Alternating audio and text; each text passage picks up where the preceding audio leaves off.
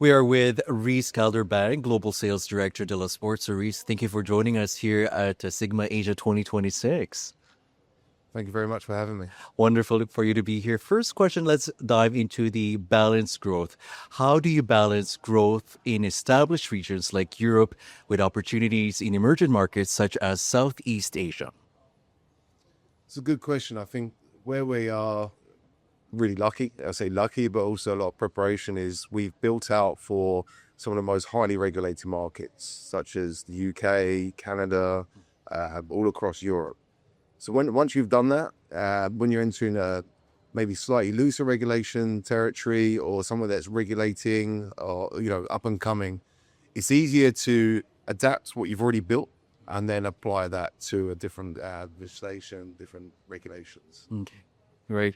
Next is about trends among operators. So, what trends are shaping operator demands in sports betting and iGaming today? If you can just kind of have the microphone up of it. The trends that we're seeing, I think, is universal in terms of operators are now trying to extract more from one player versus just constant acquisition. Many reasons for this. Obviously, the cost of acquisition is extremely high. So now get a bigger share of that player's wallet is all the more important. So that can be from numerous different verticals where, I always like to use the example of, in the UK, you used to have a greengrocers on every corner. You'd have a butcher's just down the road. Now you have supermarkets. So operators are going down the same road. They're trying to be everything instead of just focusing on a niche. It helps them capture more of that player's wallet. So, basically, they need to be wide open in terms of their mindset and looking forward for other opportunities. What about compliance and innovation? With varying regulations worldwide, how does Delasport ensure compliance while remaining innovative? I think it's a very good question. I think, to be honest, innovation waits for no one. So when you innovate, you don't necessarily have one market in focus. So, I mean, to give you an example, we built in-house our own sports jackpot. That can then apply to various different markets. So it's not all of them. Some of them you need a certain license. Some of them outright don't allow it.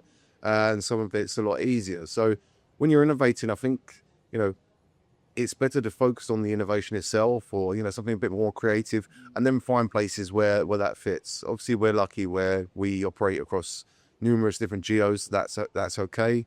If you had if you were just focusing on Asia, then obviously it's probably more sensible to home in on what the regulation allows in that one market. I was speaking to an interviewee yesterday, and it's about different regions. Obviously, they have different jurisdictions and mindset as well too. Looking forward to AI, data, and analytics. How do you see AI and data analytics transforming sales strategies in iGaming? In terms of sales strategy, I think it's an interesting one. Look, we use it, or you should be using it if you want to, leverage getting the most out of your time, essentially. Especially in iGaming, I don't feel like it's going to replace us. I think a lot of the deals are done on networking and events like Sigma and building those networks. And obviously, you've got to have a very good product, and the deal has to make sense. But outright being replaced by AI, I don't see that happening in the sales, at least not yet. At least I hope not. But I think it's about utilizing AI to maximize your time. Great insights, Reece. Thank you very much. Reece Calderbank, Global Sales Director, Delasport. So once again, thank you. Thank you very much for having me.